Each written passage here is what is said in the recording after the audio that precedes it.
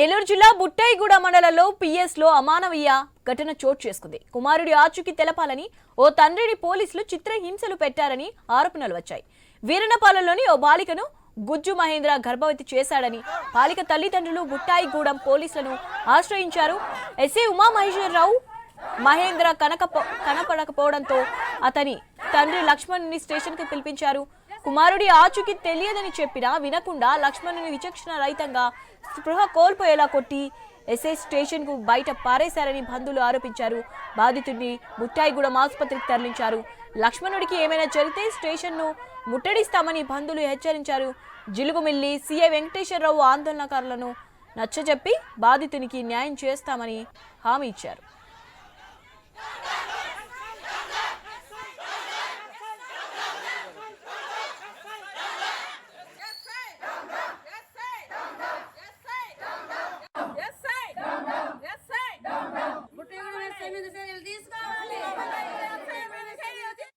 అది వీరన్నపాలెం అండి, బుట్టాయిగూడ మండలం అండి. కేసు విచారణ కొరకు ఎస్ఐ గారు తీసుకురమ్మన్నారండి. పోలీసులు వచ్చినా తీసుకొచ్చారండి. తీసుకొచ్చిన మీ అబ్బాయి ఏం చేసాడు అంటున్నారండి. మీ అబ్బాయి ఏంటి, మా అబ్బాయి ఎక్కడ ఉన్నాడు తెలియదు అన్నారండి. ఇక పట్టుకొని తల్లింసాలు కొట్టేసండి, చాలా దెబ్బలు కొట్టి బయట పెట్టారండి. కాసేపు కూర్చున్నాక మరి రెండోసారి మరి లోనకి తీసుకెళ్ళి మరి దాన్ని ఇష్టం వచ్చినట్టు కొట్టేయండి. ఆయన ఇష్టం వచ్చినట్టు అసలు కాలు పట్టుకోనండి. క్షమించండి సార్, నేను ముక్కోండి ముసలి సార్ అని క్షమించండి, కాలు పట్టుకున్నాండి. ఆయన ఎస్ఐ గారు కాలు పట్టుకున్నా కానీ కత్తుకు తన్నాడండి.